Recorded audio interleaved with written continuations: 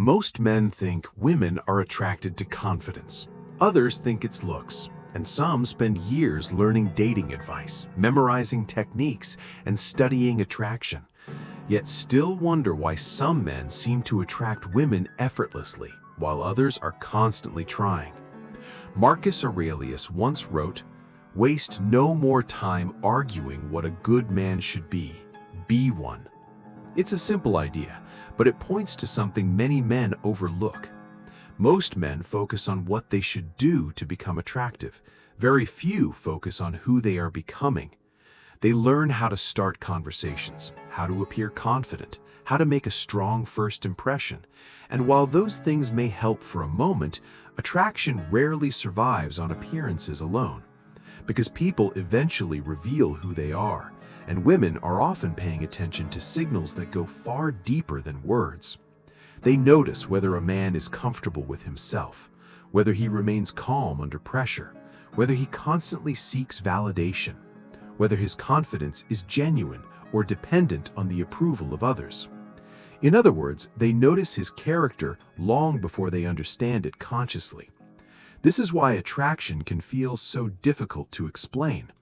Two men can have similar careers, similar looks, similar social skills, yet one naturally draws people in, while the other struggles to create the same connection. The difference is often found beneath the surface, in his emotional stability, his self-respect, his sense of direction, his ability to remain grounded without needing constant reassurance from the outside world. The truth is, attraction is rarely created by a single line, a clever tactic, or a carefully crafted image. More often, it grows from the qualities a man demonstrates consistently through the way he lives. And among all the qualities that naturally attract women, there is one that forms the foundation for all the others. Because before a woman notices your ambition, your intelligence, or even your confidence, she notices something far more important: whether you are emotionally stable. And that brings us to the first principle: emotional stability. Principle number 1: emotional stability. Epictetus once said, "No man is free who is not master of himself." Most people hear that quote and think it's about discipline, but it's also about attraction. Because one of the first things women notice about a man is not how confident he appears when life is easy, it's how he responds when life becomes difficult. Anyone can seem calm when everything is going their way. The real test comes when they face disappointment, uncertainty, rejection, or disagreement. Many men unknowingly place their emotional state in the hands of other people. A delayed text changes their mood. A lack of attention makes them question their worth. A disagreement feels like a personal attack. Their emotional world is constantly being controlled by external events. And even when they try to hide it, that instability often becomes visible, not through dramatic outbursts, but through subtle behaviors: overthinking, seeking reassurance, needing constant feedback, trying too hard to gain approval. Women are remarkably sensitive to these signals because emotional instability creates uncertainty. If a man cannot manage his own emotions, people naturally wonder how he will handle the challenges of a relationship. By contrast, emotional stability creates a completely different impression. A stable man does not panic when things don't go according to plan. He doesn't need every interaction to validate him. He doesn't become emotionally reactive every time he encounters resistance. Instead, he remains grounded. He listens before reacting. He thinks before speaking. And he understands that not every situation requires an emotional response. This doesn't mean becoming cold, distant, or emotionless. In fact, emotional stability is not the absence of emotion. It is the ability to experience emotions without being controlled by them. That distinction matters, because women are not attracted to men who suppress everything they feel. They are attracted to men who can feel deeply while remaining in control of themselves. A man who remains centered when others become chaotic communicates something powerful without saying a word. He communicates strength. And strength, in its healthiest form, creates trust. That trust becomes the foundation upon which attraction can grow, which leads naturally to the second principle. Because emotional stability may create trust, but trust alone is not enough. Women are also drawn to men who possess something equally important: self-respect. Principle number 2, self-respect. Many men believe attraction is about gaining approval. If she likes me, I'm doing something right. If she loses interest, I've done something wrong. So they begin adjusting themselves accordingly. They hide opinions they genuinely believe. They ignore behavior that bothers them. They become whoever they think the other person wants them to be. At first, this can look like kindness, flexibility, even maturity. But beneath the surface, something else is happening. The man is slowly abandoning himself in exchange for acceptance. And people can feel that, not because they consciously analyze it, but because authenticity and insecurity create very different impressions. The philosopher Friedrich Nietzsche once wrote, "He who despises himself still respects himself as one who despises." It's a strange statement, but it points to a powerful truth. Whether a man respects himself or not eventually becomes visible in the way he lives. A man who does not value himself often looks to others for that value. He needs reassurance, validation, constant proof that he is enough. And that need creates pressure in every relationship. Because instead of sharing his life with someone, he is asking them to carry the burden of his self-worth. Self-respect changes that dynamic completely. A man with self-respect does not need every person to like him. He understands that disagreement is normal, rejection is normal, and incompatibility is normal. He does not see every lost connection as evidence that something is wrong with him. Instead, he remains anchored to his values. He knows what he stands for, he knows what he will tolerate, and he knows what he will walk away from. That doesn't make him arrogant, it doesn't make him difficult. It simply means he respects himself enough to remain honest about who he is. Without saying a word, his behavior communicates something important.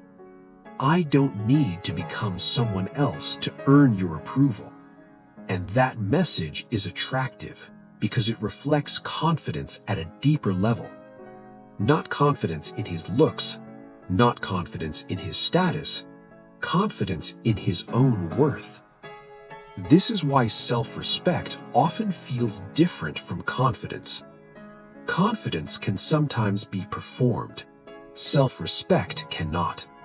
It reveals itself through boundaries, standards, and the willingness to stay true to yourself, even when doing so risks rejection. Women notice that, because a man who respects himself is far less likely to betray his values, his word, or his identity when life becomes uncomfortable. And trust grows naturally around people like that. But once a man stops chasing approval, another question begins to emerge. If he isn't living for validation, then what is he living for? The answer brings us to the third principle: direction. Principle number 3, direction. Have you ever noticed that some men seem to carry a quiet sense of momentum? Not because they are the most successful, not because they have everything figured out, but because they know where they are going, and where they are going matters to them. that quality is often more attractive than men realize, because direction creates purpose, and purpose changes the way a man moves through the world. The philosopher Seneca once wrote, "If a man knows not to which port he sails, no wind is favorable." In other words, effort means very little without direction. Many men drift through life, reacting to whatever happens around them. They chase opportunities that impress other people. They pursue goals they never chose for themselves. They spend years seeking approval without ever asking what they actually want. And eventually, that lack of direction creates a subtle emptiness. Because when a man has no clear path, he often begins looking to other people to provide meaning for him. Sometimes he expects a relationship to do it. Sometimes he expects success to do it. Sometimes he expects validation to do it. But no relationship can permanently solve a lack of purpose. Women often sense this instinctively. A man without direction tends to become emotionally dependent on whatever currently gives him a sense of significance. His mood rises and falls with circumstances. His identity changes depending on who is around him. His attention constantly shifts toward the next source of validation. A man with direction feels different, not because his life is perfect, but because he is moving towards something larger than immediate gratification. He has goals, values, responsibilities, a vision for the kind of life he wants to build, and that vision exists whether a relationship enters his life or not. This is important because purpose creates stability. When a man knows what matters to him, he becomes less reactive, less needy, less likely to lose himself in the opinions of others. He stops asking, "How do I get people to notice me?" and starts asking, "Am I becoming the person I want to become?" That shift is powerful, because attraction grows more easily around a man whose life already has direction. Not because women want to follow his path, but because purpose is evidence of commitment, discipline, and self-leadership. It signals that he is building something, that he is capable of investing in a future rather than simply reacting to the present. And perhaps most importantly, it shows that a relationship is not the center of his existence. It is a meaningful part of his life, but not the purpose of his life. Women are often attracted to men who have direction because direction creates a sense of certainty. Not certainty about outcomes, but certainty about who they are and what they are moving toward. And once a man possesses that kind of certainty, another attractive quality naturally follows. Because once you know where you're going, you no longer feel the need to rush everything. You learn patience, you learn discipline, you learn restraint. Which brings us to the fourth principle, restraint. Principle number 4, restraint. In a culture that constantly rewards attention, restraint has become a rare quality. Many people assume attraction comes from doing more, talking more, texting more, revealing more, pursuing more, trying harder. But attraction doesn't always grow through constant action. Sometimes it grows through the ability to control action. Leonardo da Vinci once wrote, "He who can take no rest is greater than he who can." The quote isn't really about rest, it's about mastery, the ability to govern yourself instead of being governed by impulse. And that idea matters more in relationships than most men realize. Many men leak their intentions too quickly. They rush to impress, rush to explain themselves, rush to create intimacy, rush to secure an outcome. Underneath all that urgency is often a simple fear, the fear of losing the opportunity, the fear of uncertainty, the fear that if they don't act immediately, something valuable will disappear. But urgency communicates something. It communicates scarcity. It suggests that a man is afraid he may not get another chance. A man with restraint operates differently. He doesn't rush every conversation toward a destination. He doesn't feel compelled to fill every silence. He doesn't need immediate reassurance that everything is going well. Instead, he remains patient, present, in control of himself. And that patience often creates more attraction than any clever line ever could, because restraint communicates confidence. Not confidence in the outcome, confidence in himself.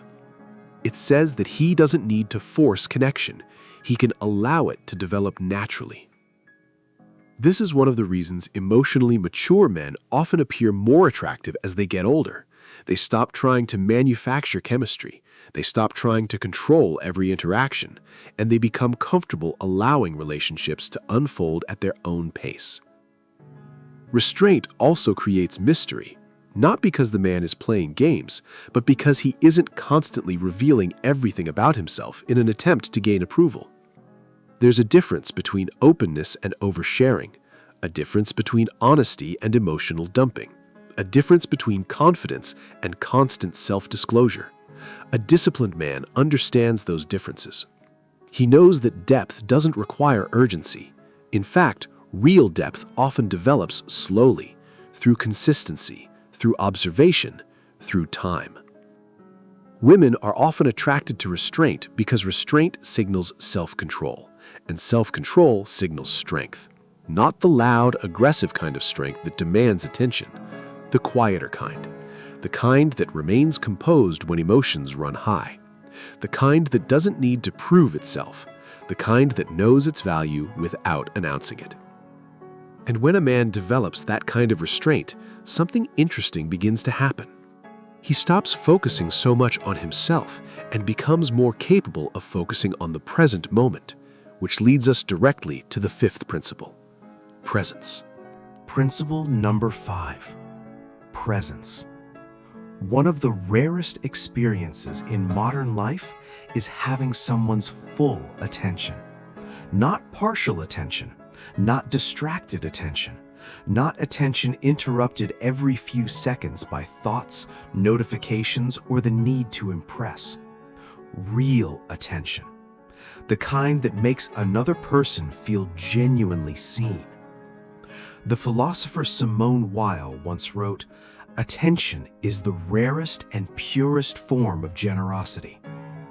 Most people think attraction is created by saying the right thing, but often attraction begins with something much simpler: listening, observing, being fully present. Many men enter conversations focused on themselves. What should I say next? How am I being perceived? Does she like me? Am I making a good impression? Their attention is trapped inside their own heads, and because of that, they miss what is actually happening in front of them. Presence works differently. A present man is not constantly monitoring himself. He is engaged with reality. He is paying attention to the person in front of him, to the conversation, to the moment. And that creates a completely different experience, because people can feel when they are being listened to, and they can feel when someone is simply waiting for their turn to speak. This is one reason presence is so attractive. It makes others feel valued without trying to impress them. A man who is truly present doesn't need to dominate every conversation. He doesn't need to prove how intelligent he is. He doesn't need to constantly redirect attention back to himself. Instead, he becomes curious, interested, engaged. And curiosity is often far more attractive than performance. Presence also communicates confidence. Think about it. An anxious mind lives in the future. A regretful mind lives in the past. A grounded mind lives in the present. When a man can remain fully present, he signals that he is comfortable with uncertainty. He doesn't need to control every outcome. He doesn't need every interaction to lead somewhere. He is able to appreciate the moment for what it is. And that ability creates ease. Women often describe certain men as having a calming presence, a reassuring presence, a magnetic presence. What they are often describing is a man who is fully there, a man whose attention is not fragmented, a man who is not trying to extract validation from the interaction, a man who is simply present. And in a world filled with distraction, that quality stands out more than ever, because genuine presence is becoming increasingly rare. Yet even presence is not the final principle, because all the qualities we've discussed so far point towards a deeper truth: emotional stability, self-respect, direction, restraint, presence. None of them were developed to attract women, and that's exactly why they work. Which brings us to the sixth and final principle: attraction is a byproduct. Principle number 6. Attraction is a byproduct. One of the biggest misconceptions about attraction is that it should be the goal. That if a man wants to be attractive, he should focus all of his energy on becoming attractive. But the truth is often the opposite. The more a man becomes obsessed with attraction, the more difficult attraction tends to become. Viktor Frankl captured this idea beautifully when he wrote, "Happiness cannot be pursued, it must ensue." In other words, the things that matter most in life are often the result of living well, not the result of chasing them directly. Attraction works in much the same way. Many men organize their lives around the hope of being desired. They shape their behavior around approval. They measure their worth through attention. They constantly ask themselves, am I attractive enough? Do people like me? How can I become more desirable? And without realizing it, they place their happiness in the hands of other people. But attraction becomes much healthier when it stops being the center of a man's life. Because the men who naturally attract others are rarely the men who spend every waking moment thinking about attraction. They're usually focused on something deeper: building a meaningful life, developing character, improving their health, pursuing a purpose, maintaining standards, growing into the person they want to become. And attraction emerges as a byproduct of that process, not because women are attracted to perfection, but because they are attracted to qualities that reflect internal order. Think about the principles we've discussed throughout this video: emotional stability, self-respect, direction, restraint, presence. None of these qualities were developed for the purpose of attracting women. They are qualities that improve a man's life regardless of whether a relationship exists. And that is precisely what makes them attractive, because they signal something important. This man is not desperately searching for completion. He is not looking for someone else to provide an identity he is not built for himself. He is already engaged in the work of becoming. A relationship can enrich his life, but it does not define his life. That distinction changes everything. When a man no longer depends on attraction for his sense of worth, he becomes freer, more authentic, more relaxed, more confident. Not because he has mastered a technique, but because he has stopped treating attraction as a destination and started treating it as a consequence of living with purpose, of respecting himself, of mastering his emotions, of becoming someone he can genuinely respect when nobody else is watching. And perhaps that's the deepest lesson in all of this. Women are not attracted to a performance, they are attracted to a person. And the strongest attraction often appears when a man stops asking, "How do I attract women?" and starts asking, "What kind of man am I becoming?" Because in the end, attraction is rarely something you chase. More often, it is something that follows. Final thought: the man women are attracted to. Carl Jung once wrote, "The privilege of a lifetime is to become who you truly are." And perhaps that is the real lesson behind everything we've discussed today. Most men begin by asking how to attract women. They look for better techniques, better conversation skills, better strategies. And while those things may have their place, they rarely address the deeper issue, because attraction is not built on performance alone. Sooner or later, every performance ends, and what remains is character. What remains is the man beneath the image. Throughout this video, we've explored 6 principles that naturally attract women: emotional stability, self-respect, direction, restraint, presence, and understanding that attraction is a byproduct rather than a goal. What makes these principles so powerful is that none of them were created for the purpose of attracting women. They are qualities that improve a man's life regardless of whether a relationship exists. They make him stronger, more grounded, more disciplined, more capable of navigating life with confidence and clarity. And that is exactly why they are attractive. The man women are attracted to is not necessarily the loudest man in the room, not the man seeking the most attention, not the man constantly trying to prove his worth. More often, he is the man who knows who he is, the man who remains steady under pressure, the man who respects himself enough to remain authentic, the man whose life has direction, the man who can be fully present without needing constant validation. In other words, he is a man who has built a strong relationship with himself, and that may be the greatest paradox of attraction. The more desperately a man pursues it, the more elusive it often becomes. But when he focuses on becoming a better man, attraction frequently follows as a natural consequence, not because he is trying to impress anyone, but because authenticity carries a weight that performance never can. So perhaps the question was never really, how do I attract women? Perhaps the better question is, what kind of man am I becoming?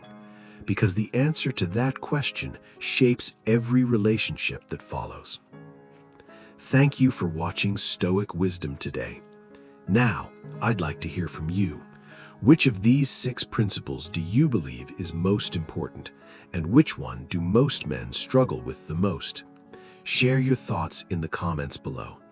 And if you enjoyed this video, subscribe to the channel for more insights on psychology, self-mastery, and human nature. Keep doing the work that truly matters, becoming the kind of man you can respect even when nobody else is watching. Until next time, stay calm, stay grounded, stay stoic.